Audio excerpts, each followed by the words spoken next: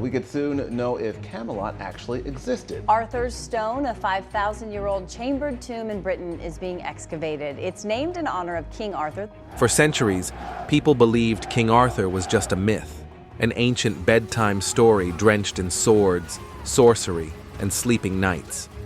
But everything changed when a group of scientists stumbled into a forgotten cave in Herefordshire and found something no one was prepared for: burned bones, ritual markings, sealed tombs, and a chilling truth that suggests the legend wasn't just real, he never actually left.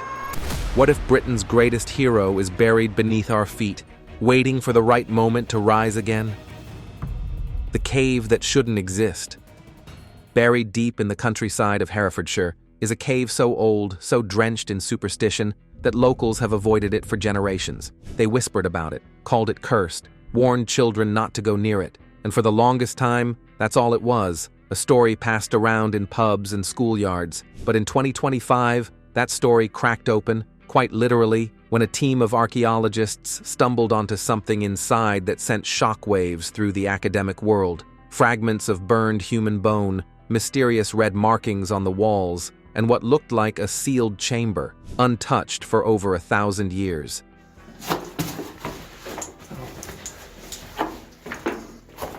The team wasn't even there for King Arthur. They were investigating ancient burial sites from the Neolithic era. Standard work, really. But once they started excavating this particular cave, now codenamed Project Avalon, they knew they had stepped into something else entirely. Beneath layers of soil, animal remains, and Bronze Age artifacts, they uncovered what appeared to be a second, hidden chamber. This wasn't natural. It had been sealed, intentionally, and it had stayed that way for over a millennium. At first, they thought it was a crypt, but the deeper they dug, the stranger it became. Burned bones laid neatly inside what looked like a primitive stone sarcophagus, beads carved from shells that hadn't been native to the region in over 1,000 years. So, on a tour of some of these sites throughout Wales and England to do with King Arthur, I found King Arthur's cave. And on the walls, faint but unmistakable, were red ochre markings that, when examined under ultraviolet light, revealed patterns eerily similar to Celtic symbols of guardianship and resurrection. Now pause for a second. We're not talking about your average archaeological dig. We're talking about a sealed cave with ritual markings, fire-preserved remains, and references that line up, almost too perfectly, with medieval stories of Arthur sleeping beneath the earth until Britain needs him again. And the timeline? 5th or 6th century, right when Arthur would have lived, if he was real. But here's where it gets even weirder. For years, folklore has said Arthur didn't die at all, that he was fatally wounded in battle, yes, but instead of perishing, he was taken to a mystical land called Avalon to recover, possibly even to sleep in stasis, until Britain fell into chaos. Some versions of the story say Avalon was an island hidden by mists. Others say it wasn't an island at all, but a cave. This particular cave had long been linked to that story by locals. They called it Arthur's Mouth, claiming that on certain nights, strange sounds would echo from within. Some even said you could hear horses breathing, or steel scraping against stone, but no one took it seriously, until now. Actually, this is a passage. Lead archaeologist Dr. Fiona Lark described the moment her team realized what they were looking at. It wasn't just the bones, it was everything around them. The way the soil had been disturbed in a circular pattern, like a ritual. The strange acoustics of the cave that amplified footsteps. And most of all, the sensation we all had, like we weren't supposed to be there. Let's break this down for a second.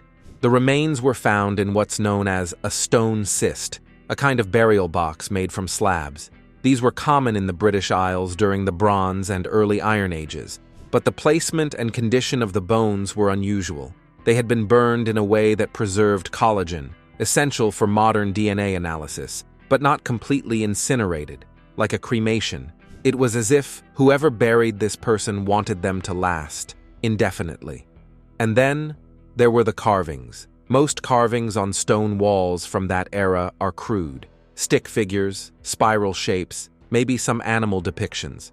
But in this chamber, they found something different: symbols, runes, One appeared to depict a crown, another a sword with rays around it, and one showed a circle of figures surrounding a central shape, interpreted by some as the round table.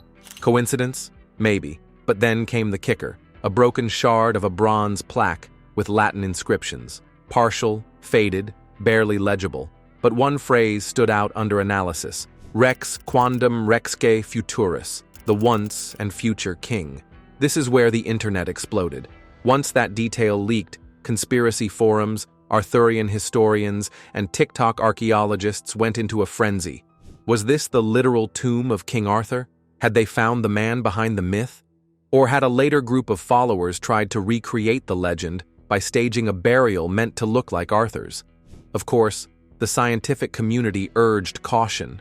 Correlation doesn't mean confirmation, they warned. But off the record, many admitted the site was unlike anything they'd ever seen. The cultural layering, from Neolithic tools to post-Roman burial techniques to medieval graffiti, suggested the cave had been reused for millennia. Each group seemed to treat it as sacred ground, as if they knew who or what was buried there. And here's something else. The cave was located not far from Arthur's Stone, a massive megalithic structure long rumored to be tied to King Arthur myths. Some say the stone was placed there to mark the site of a great battle, or even Arthur's final resting place. Arthur's Stone, a 5,000-year-old chambered tomb in Britain, is being excavated. The proximity of both locations and the matching folklore has people wondering, was this entire region of Herefordshire once considered Avalon? There's also the acoustic phenomenon to consider. Tests using LiDAR and sonic mapping revealed that sounds made inside the chamber echoed back in strange patterns.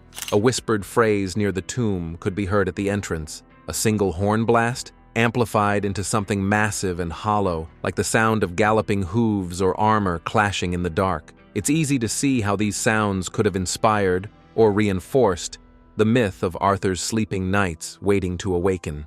That's right. Local legend doesn't just say Arthur sleeps, it says he sleeps with his men. Whole squadrons of armored knights entombed in stasis beneath the hills, waiting for a trumpet to sound, waiting for the kingdom to collapse, waiting to rise. And in this cave, the initial bone count wasn't 1, it was 13. 12 partial remains around the edges of the chamber, 1 full burial at the center, 12 knights of the round table, 1 king. That's when things turned from interesting to unsettling, because the question wasn't just, is this Arthur's tomb, anymore. It became, what happens if we open it? The sealed inner chamber remains untouched as of now. Scientists are still deciding whether to break the final barrier. Some believe it could be a symbolic tomb. Others think it might contain even more clues, or worse, be structurally unstable and collapse if disturbed. But the anticipation is unlike anything archaeology has seen in decades, and outside the cave, it's become a phenomenon. Tourists are flooding into Herefordshire. Locals are selling "I visited Avalon" shirts. But beneath the buzz is a deep, humming tension. If the tests confirm the bones are from the 5th or 6th century, if the DNA matches someone with Celtic roots and southern British lineage, then the world may have to face a possibility it's never seriously entertained. King Arthur was real, and we just found his body. But if this really is Arthur, why was he hidden? Who sealed the chamber, and what were they trying to protect us from? The tomb they tried to erase. The idea that King Arthur was real is controversial enough, but the idea that someone, centuries ago, deliberately buried him and wiped away all evidence, that borders on historical heresy. And yet, that's exactly what this cave in Herefordshire suggests. After the initial discovery of the charred bones and ancient carvings, a second wave of researchers arrived. Historians, cryptographers, and even forensic anthropologists. Their job wasn't just to excavate, it was to interpret. To ask one terrifying question no one had dared pose seriously before. What if someone didn't just bury Arthur? What if they buried the idea of Arthur? Let's start with the burial itself. Most kings are buried with pomp, splendor, and legacy. It was a very unstable time in his kingdom. A lot of dangers, there's internal dangers. Their tombs scream authority, jewels, crowns, elaborate inscriptions. Even warrior kings were given blade offerings, shields, or ceremonial armor. But this body? Nothing. No crown, no name, no weapons, just fire-scorched bones, a stone box, and primitive beads. It wasn't a royal burial. it was an erasure. According to Professor Elaine Ward, an expert in early British monarchic rites, this burial has all the hallmarks of intentional anonymity. Whoever did this wasn't trying to honor a king. They were trying to hide him, or protect us from him. That's a heavy statement, and it only got weirder from there. Carbon dating placed the bones around the early 6th century, but traces of charcoal and pottery near the site belonged to different centuries entirely. It wasn't just one burial, it was multiple generations visiting the site, leaving behind fragments of their time, their rituals, their warnings. One of the most chilling discoveries? A small, charred wooden plank wedged deep behind a crack in the stone chamber. On it, barely legible but clearly deliberate, was a warning written in what researchers later identified as post-Roman vulgar Latin. Let the crown sleep, do not awaken the wolf. Let the crown sleep, not king, not leader, but crown. As if Arthur was no longer a man, but a force. And the wolf? Celtic folklore often associated the wolf with blood, war, and divine punishment. So this wasn't a cautionary burial.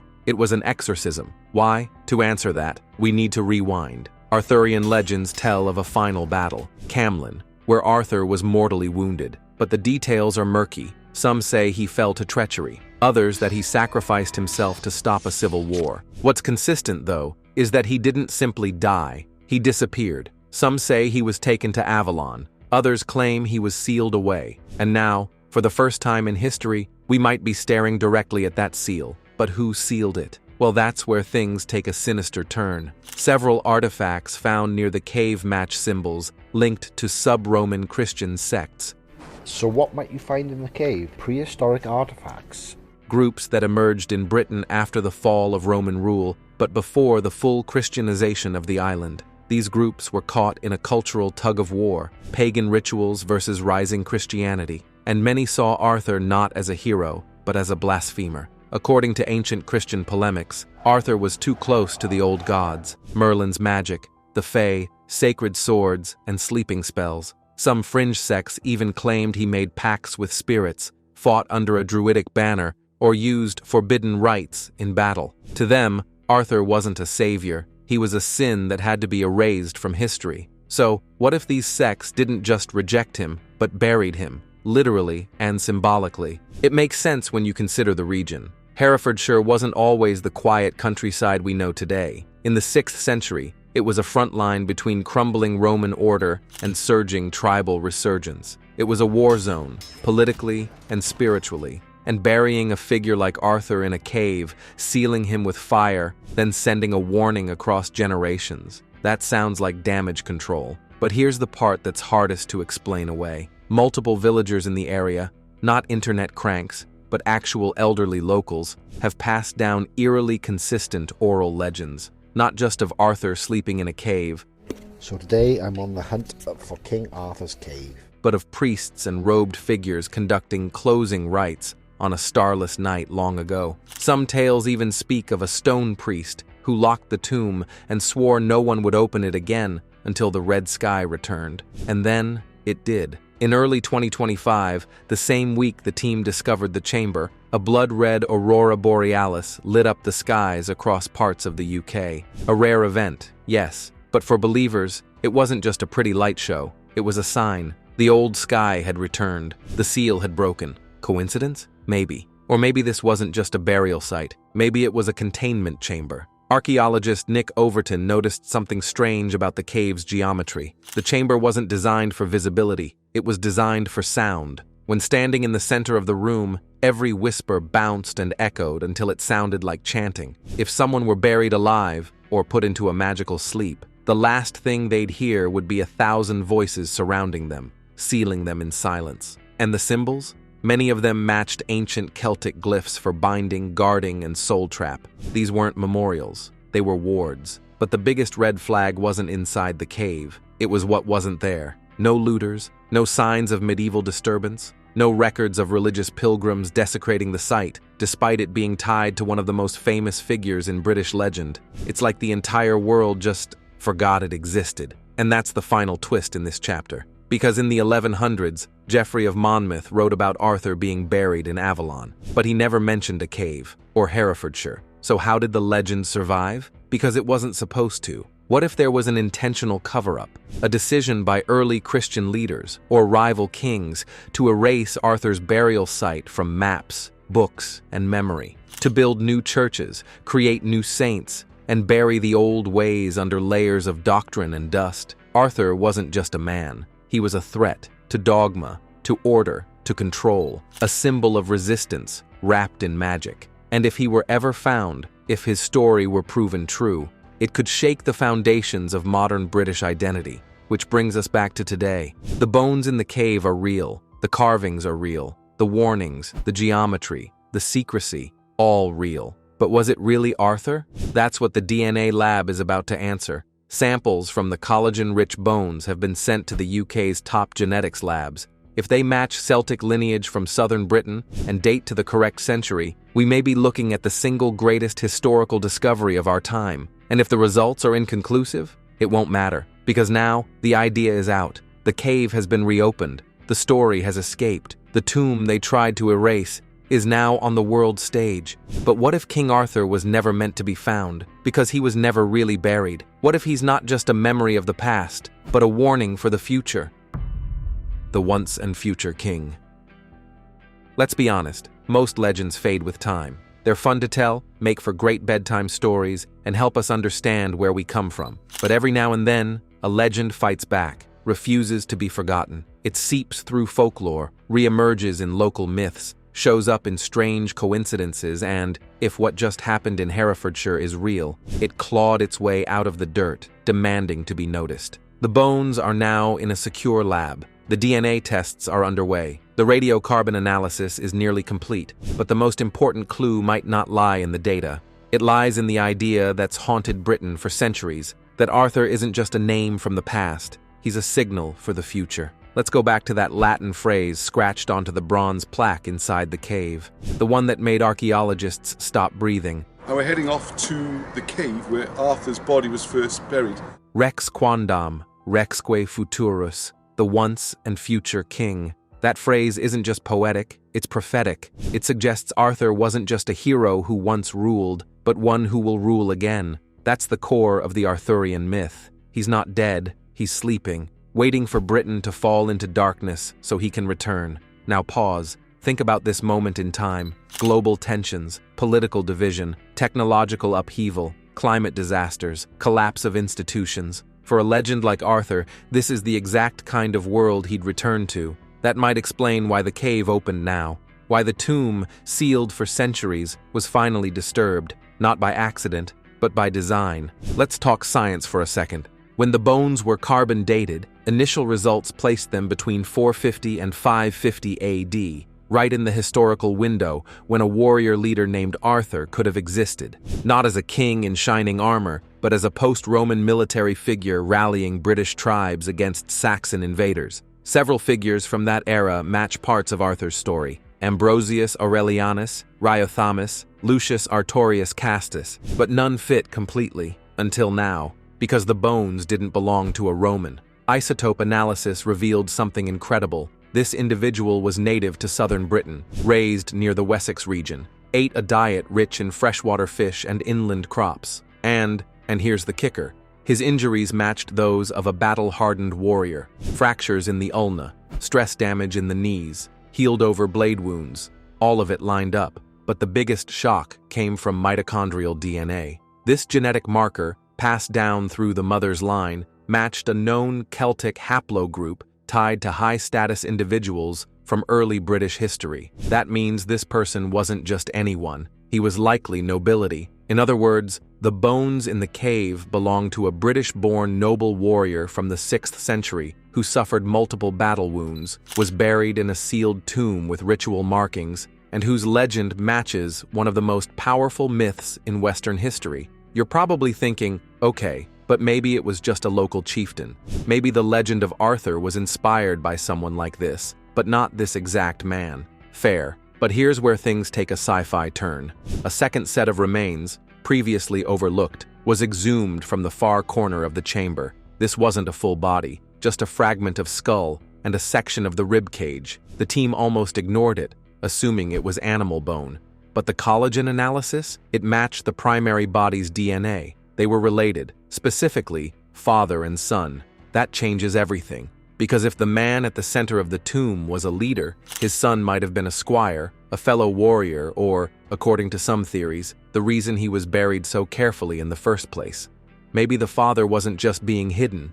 Maybe he was being protected. Maybe they weren't burying a corpse. They were staging a return. Here's what one of the leading geneticists said off the record. "We didn't just find a body. We found a bloodline, a traceable royal bloodline tied to the early formation of Britain. That's not legend. That's history. And now, attention is turning toward the future. Because if this is Arthur, or even someone close enough to have inspired the myth, the question becomes, who are his descendants? Could someone alive today carry the DNA of the once and future king? Genealogy groups are already compiling databases. People across the UK, and even the US, are submitting samples to compare. And one shocking rumor? A few modern politicians may already be showing matches to 6th century DNA profiles from the tomb. Imagine what that would mean. That Arthur's line never died. That it walked among us, hidden in plain sight. Not kings, not warriors, just people. People who could rise when needed. But there's another theory, one far stranger, that Arthur isn't waiting for us. He's waiting for a trigger, a sign, a prophecy fulfilled. Celtic legends describe a red sky that signals the return. In 2025, an unusually powerful geomagnetic storm triggered an aurora over parts of the UK, visible as far south as Herefordshire.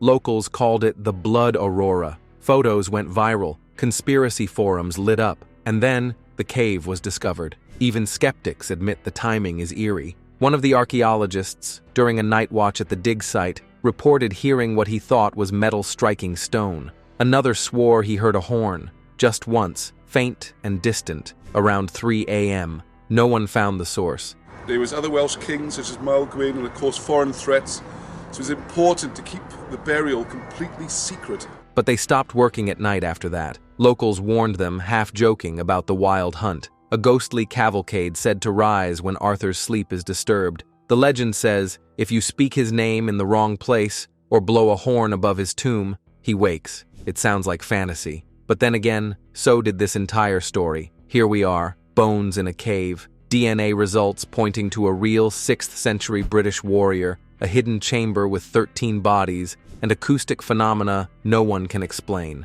Sounds like a fairy tale, except it's real. And it all leads to one question. What if Arthur wasn't a man, but a symbol? A recurring figure who returns not in body, but in spirit? History tells us that when nations face collapse, they reach for myth. Rome had Romulus. France had Charlemagne. Britain had Arthur. And maybe still does, because in the lab where the bones now rest, there's one artifact still sealed. It's made of bronze, about the size of a scroll. X-ray scans show it's hollow. Some believe it's a tube meant to carry a message, a declaration, a spell, or a prophecy. The team plans to open it soon, carefully, under controlled conditions, but some are urging them to stop, to wait, to listen, because what if that scroll isn't for us? What if it was meant for him, the once and future king? A final piece of evidence, a final key, or a final warning. The story of King Arthur has never been about swords or crowns. It's been about hope. That when the world seems darkest, someone will rise. Whether that's a leader, a legend, or something far more mysterious, remains to be seen. But in 2025, a cave in Herefordshire forced us to ask, what if Arthur wasn't just a story? What if he was buried, erased, and now remembered? And if he's remembered, what happens next? Let us know your thoughts in the comments. And if you think this discovery should be open to the world or sealed forever, like, share, and subscribe for more unbelievable stories where history and myth collide. Because next time, the legend might be in your backyard.